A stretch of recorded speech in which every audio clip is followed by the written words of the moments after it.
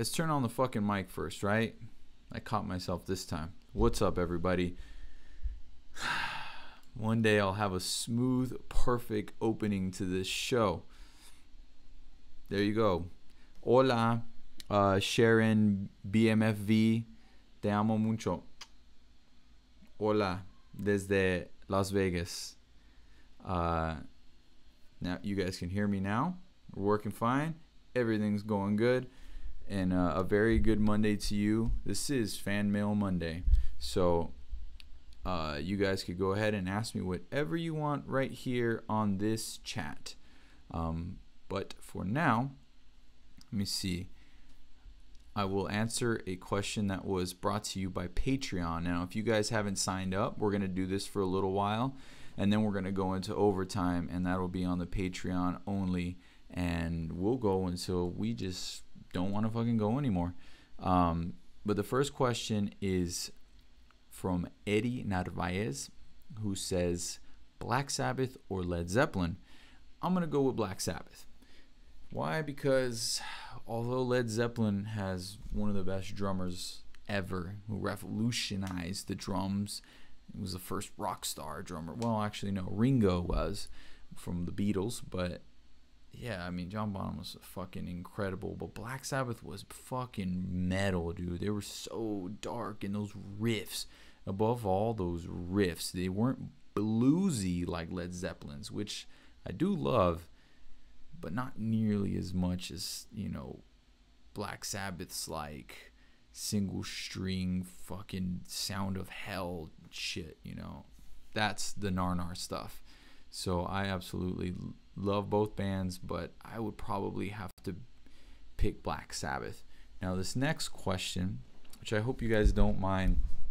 Hope you don't mind the fucking the webcam look. Is this cool? Is this all right? You guys liking it? Or should I switch back to the GoPro? Anyways, so this next question comes from Rochelle Cavness. Hey Rob, how many songs are going to be on your new album? Well, I don't know yet. I can honestly say I don't know. Sorry, I wish I could answer that, but I just simply don't know.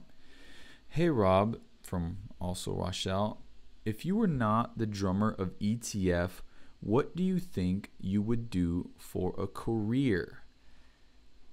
Fuck, that's a tough one, man. I don't know. I've thought about it quite a bit, especially when, you know, you think of like what you want to do after when you get burnt out and all that good stuff.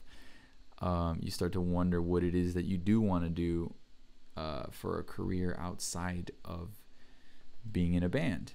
And quite frankly, I honestly don't really know.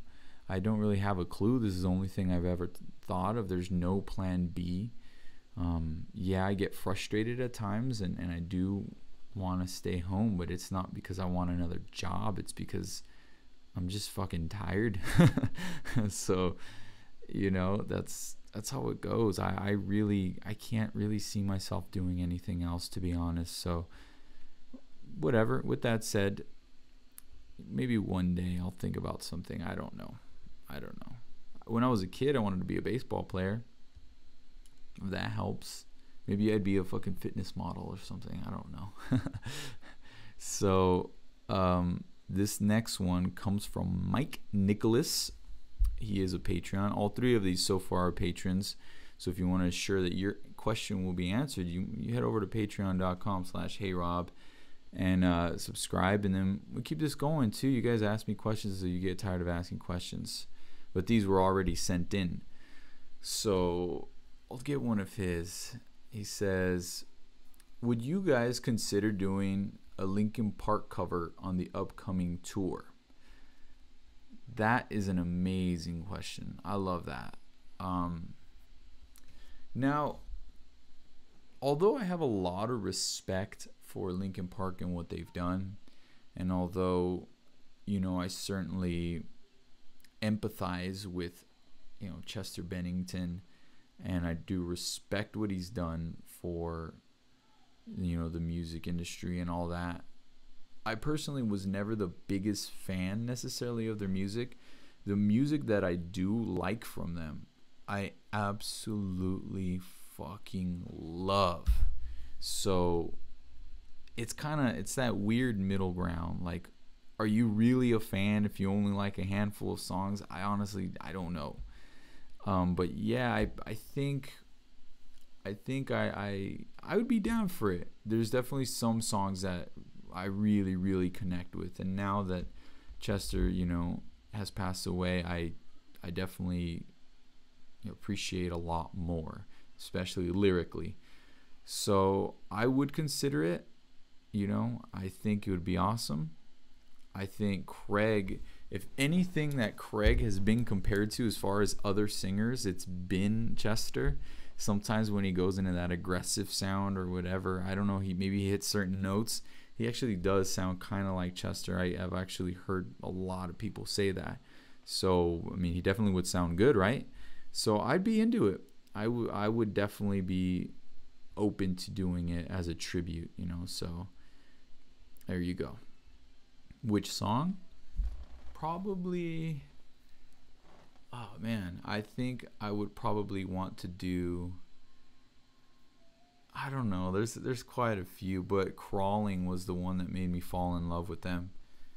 But there's so many that are good, but that's the one that made me a fan. And Linkin Park really did help create, Escape the Fate in essence, because it was such a big part of Craig's transition from just being a kid who hears stuff on the radio, or watched back then stuff on MTV, just listening to stuff that his parents liked or whatever. Linkin Park was that band that broke through for him, and he said, holy shit, what is this? And it was different, and it was something he discovered on his own, and it changed him. It made him want to sing. It made him, at that point, really like rock music. It transitioned him from just whatever pop stuff was out or just classic rock, and it made him really dive into hard rock, and then later into more metal, and then into like the hardcore scene and metalcore and post-hardcore and screamo and all that shit. So Linkin Park was the one that really opened the door for him. So I think it could be something that would be awesome to take part in. Another question that Mike asked is, besides the other guys in ETF, what other bands are into the gym like you when you tour together? There's been a couple of bands that I've worked out with. Some of them have showed me a couple of things. The biggest one that I know that I really connected to with because of fitness was Miss May I. And it's crazy to see those guys now, because Levi and what's the drummer's name? I can't remember his name. It's been a while. Sorry, I'm drawing a blank. And in my opinion, he's the best drummer right now in metal. He's fucking insane. Jared is his name. Those two guys, they were just doing like T25 or fucking P90X, like the short, like 10-minute, basically what to me I consider a fucking warm-up. That's what these guys were doing. And they're like, yeah, we're trying to get in shape. I'm like, oh, I got to take you guys over here. And I'll never forget, we were in an arena with Five Finger Death Punch. We were both playing and supporting Five Finger Death Punch. And fucking, I took those guys. We were in a hockey arena, and they had a gym there with weights. And I said, today you guys are gonna start fucking lifting. And Jared was kind of hesitant. He did his thing, and then he's like, all right, cool, I gotta go, I gotta do drum lessons or something. And Levi stuck it out with me, and then the next day we did a different lifting workout the next day. And I was still pretty much a novice myself, but I got that motherfucker to understand what getting a fucking pump was and working on these fucking guns. And yeah, so after that, I saw him. I came back like maybe 6 months, 7 months later. I saw him in Ohio, and that motherfucker was big. He was just a scrawny kid. Now he's this fucking big man. He's not huge, but he's definitely muscular. And Jared is now getting he's getting fucking jacked. If you go follow him, I can't remember his Insta right now, but follow him, and he posts a lot of fitness stuff too, and he's fucking jacked, dude. As far as other bands and that, I don't really know. I don't know. There's been a couple guys, but nothing too gnarly. Just mainly those guys that I really worked out with. I know when I met Jacoby, which was amazing. The first time we ever hung out, I went for like a fucking 10-mile run with this guy. And granted, we've been touring non-stop for like fucking 6 months with maybe a week or 2 weeks off. So my body was just destroyed. Probably wasn't really capable of running 1.5 miles or 2 miles, let alone fucking 10. But when Jacoby and I were just running, we just started talking, and we reached some point where we both stopped, and like we had basically told each other all about our entire fucking lives. So there's shit I know about him that he's never told anyone else, and vice versa. And we became like fucking bros that day. And we would later go on and write music with him and continue to tour with him and do all this stuff.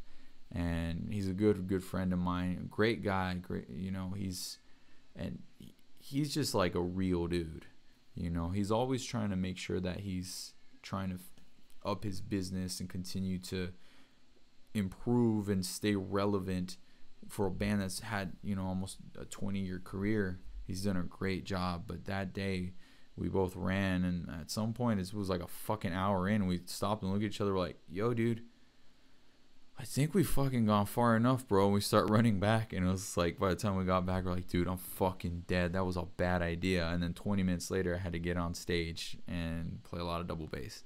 It was a bad idea. So yeah, so Jacoby, he's not a big fitness guy, but he does like to run and work out once in a while.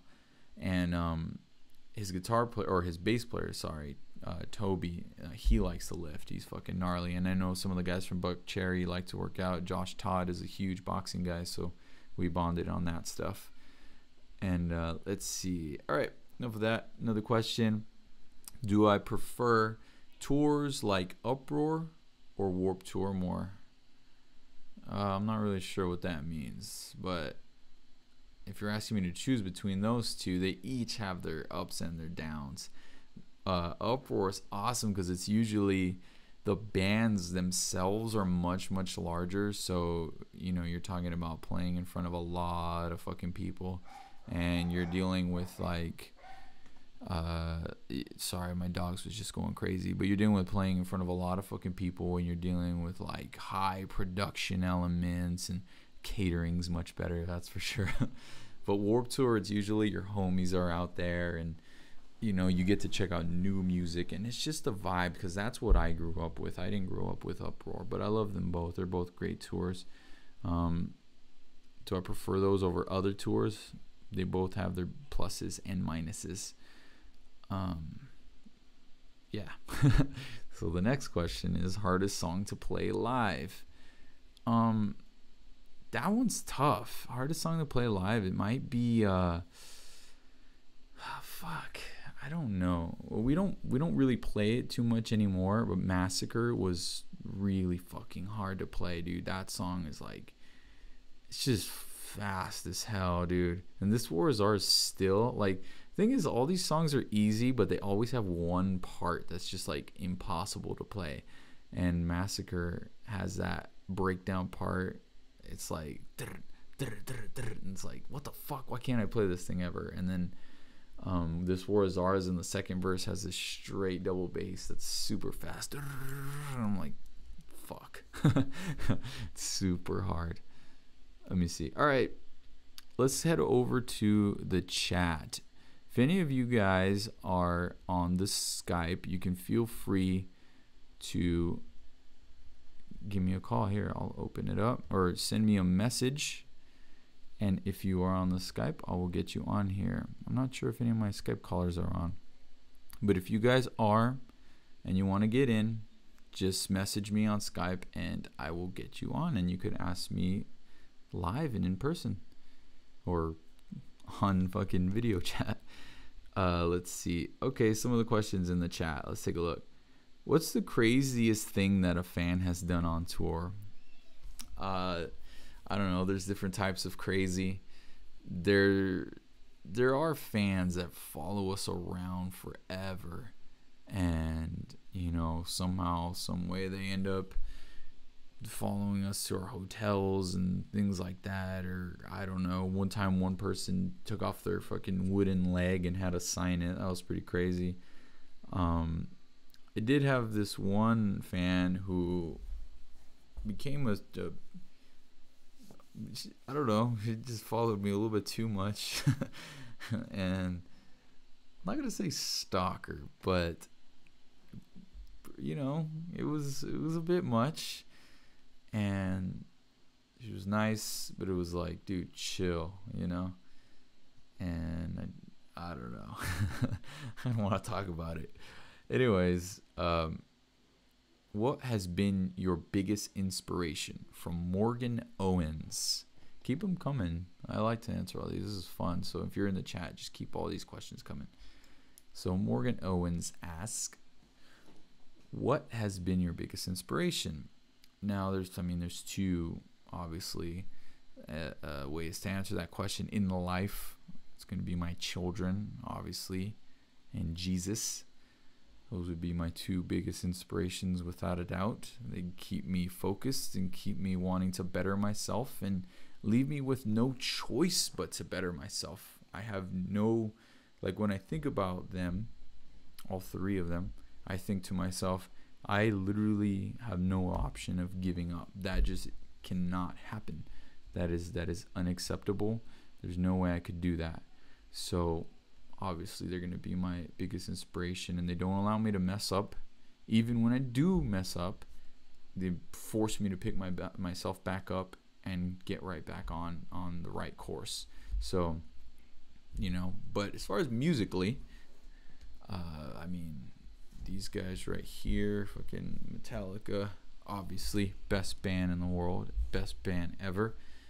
Guns N' Roses, huge inspiration to me.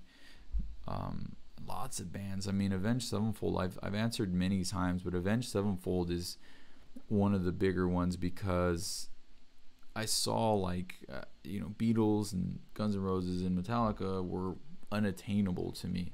They were these larger than life, they were just this next level, like demigods to a young man, But when it came to Avenged Sevenfold, I saw them from having a demo, never hearing about them, kind of the word of mouth passing around, seeing them at a show open for a small band, and then they opened for a bigger band, and then they were headlining the same venue that they opened the year before, and then they went to a bigger venue, and then now they're on a stadium tour with Metallica, playing in front of tens of thousands of people every single night, and headlining some of the biggest festivals in the world. So I saw it happen. So to me, they were my biggest inspiration in terms of, I can do this.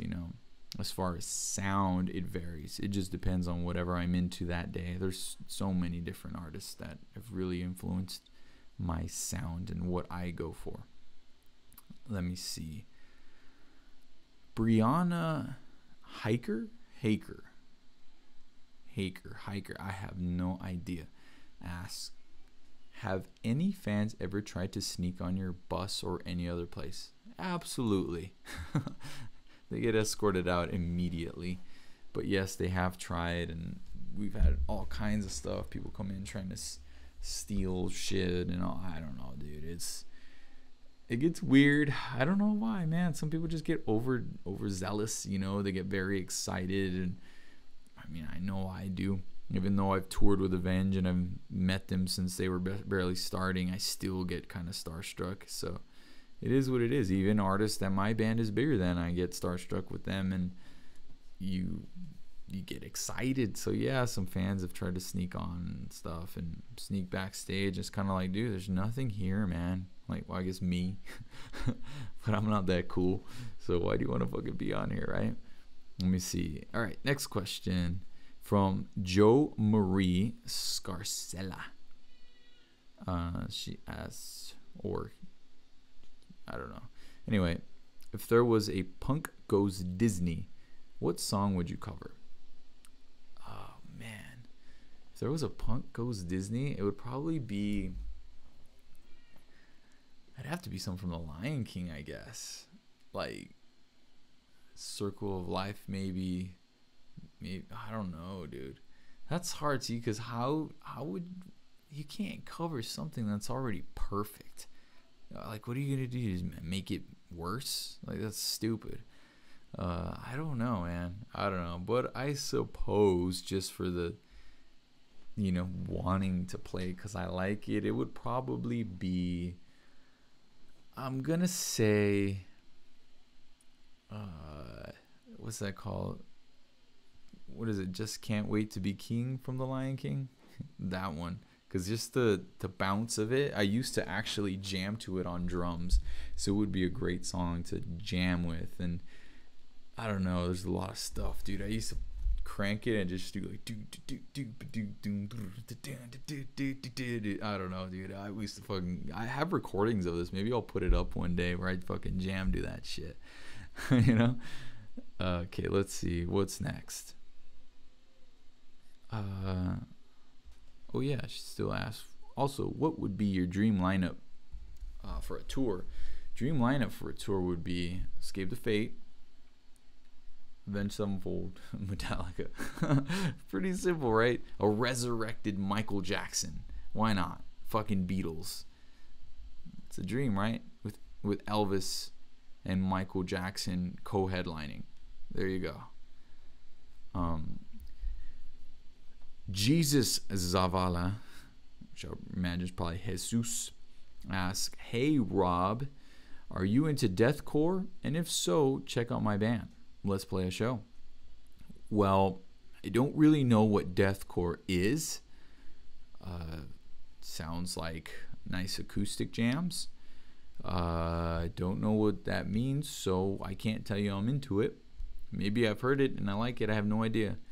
And if so, check out my band and let's play a show. Well, send me your fucking, message me and I'll check your band out. And if it's cool, maybe we'll do a tour, but that's not always up to me. So we'll see. Let me see. Where else are we at? Just trying to scroll back up for a second. Lori Lamb asks, book recommendations. Well, that depends.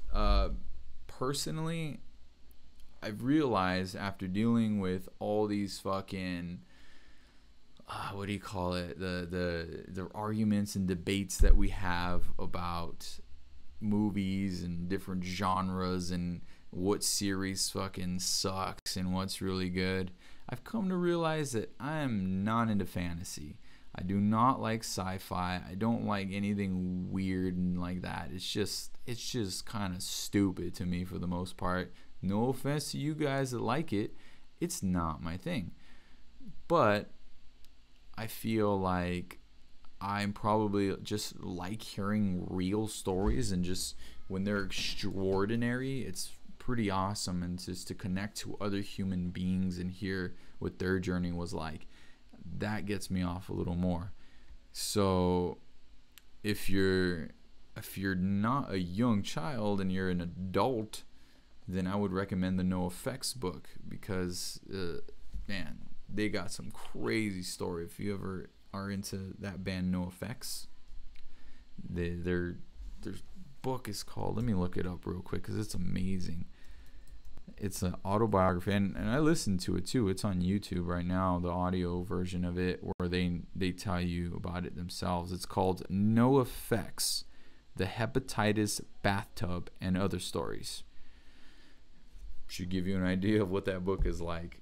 But it's a triumphant story, actually. It's so ridiculous. These guys, like, I mean, you're dealing with a heroin addict, and the drummer's the real hero of that story, and I had no idea. He was the real punk in that band. They're a gnarly punk band, and the drummer was the fucking real punk in that band, and he was so gnarly and just insane. Just insane, dude. There was definitely moments where I was fucking disgusted, and I'm like, I can't read this book. This is bad.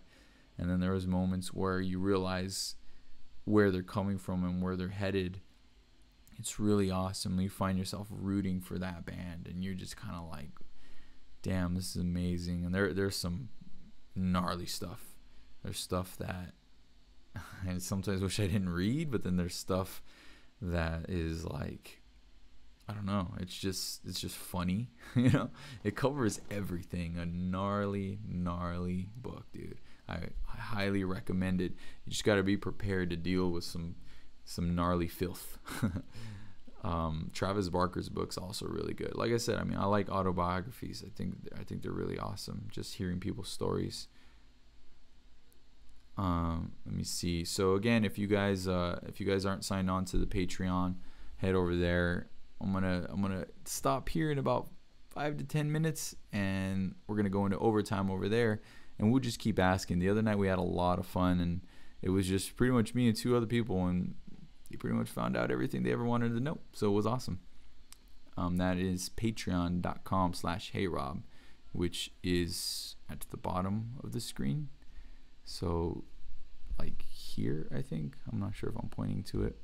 So go there and sign up, and we keep this going. All right, so let's go to another question. Jody, fuck me, dude. You can't have a name like that, dude. Jody Focht. Now that you're doing Periscope and such, would you interview Slash again? Well, I haven't really used Periscope much other than looking at other people's streams, namely pay-per-view boxing matches. But yeah, I would absolutely love to. That's something I'm trying to do. It's hard when you're, you know, building something off the ground, but you know, there's a lot of guests that were starting to line up that I would love to include on the show. There's just people that I would just love to, like the way you guys are asking me questions, random fan questions. I mean, that's what I like to do. Just learn and just hear people's story. And obviously Slash is one. And maybe this time I wouldn't be so fucking nervous and ask him if anyone's ever told him maybe he looks like me. It'd probably be a different way to start. But Slash is one of my biggest musical inspirations ever. He's probably my favorite musician of all time. So yeah, I would love to interview him, along with lots of other people. I actually did interview a wrestler. I'll post a video tonight. I interviewed this wrestler, and that was amazing. We just had a talk. We just had a conversation. He was old school. He was like in the NWO era, and he just told me some stories, man, and it actually got emotional. It was really awesome. So, you know, look out for that. I interviewed my friend Paulie Malignaggi, and that was really cool because he's a boxer and he's a sparring partner for Conor McGregor. So, you know, he's a 2-time champion, different weight divisions, and he's sparring with the guy that's about to be part of the biggest fight, you know, in years. So that's fucking gnarly. So yeah, I want to do more interviews and have guests and stuff. Over time though, I'm just starting out. I'm still learning. There's still technical difficulties that happen from time to time. Let's see. Let's do fucking maybe one more. If you get some in right now, maybe I'll answer. So you gotta start typing fast. Have you guys convinced Craig yet to perform Breaking Me Down live? This comes from Jen, Lost in Stereo. We've performed that song many times live. Many times. I love playing it. It's actually kind of a weird song because the middle part changes time signature. So as a drummer, it's kind of awkward. But it's really fun, and it's huge, and that chorus slams, and people sing along. So yeah. Have I convinced them? I didn't have to. It was the single, so we fucking performed it. There you go. So, last question before I go to the Patreon only. So again, head over to patreon.com/HeyROB.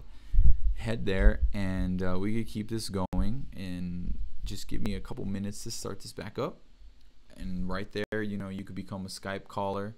You could become a fucking, follow you back on the Instagram and the Twitter and stuff. So sometimes I'll give you that shout out real quick to let you know, hey, we're going fucking live. I didn't do that today, but, usually do. So, and then this way you could also ask me questions easier so that they're already set in stone, like the first few. And, we could just keep in touch and stuff. And then you can also get drumsticks. There's already a couple fans. Just check out my Instagram, Robert ETF, and you'll see there's some fans have already gotten some sticks. Yeah, so it's awesome. Anywhere in the world. And head over to the patreon.com. You could sign up for any one of those types of packages, and it'd be really cool to get you guys on there. And there's lots of other footage too. So this week I'm really gonna go heavy, uploading tons and tons and tons of content. I've just been working on music. That's why I started late today. I wrote a gnarly song, so I was just trying to finish it up. So last question before I leave. Any hints about this ETF announcement coming? Wow. That's why I like Patreon, because I trust my fans on that. I trust the patrons to, hold information and not give away any secrets. So I know that's what people have been asking. So as soon as we end this and go there, I might give some hints to those fans. But I'm not going to give you any hints. Okay, I'll give you 2 hints. One, it might be, involving new music or new tours or whatever. That could be one thing. Or it could be that we're all growing up. I got kids. Craig's kids are getting older. And maybe we want to see what else we want to do for a while, and not do Escape the Fate. Not that we would break up, but just maybe we don't want to do it that much longer, or we want to take a break for a while. Or it means we could go and we're about to announce a whole fucking thing where we're going to do a lot of shit and we're really going to go in Escape the Fate mode for a while. Or it could mean one of us is leaving. It could mean nothing. I don't know. I hope those hints helped. All right. If you guys are on the Patreon, head over there now. Give me like 5 minutes to get this thing set up, and I will see you there on the Patreon exclusive. But hey guys, check back again. You could submit questions to me anytime on Twitter, whatever, and I'll try to answer them. See you guys. Been HeyROB, Fan Mail Monday. Peace.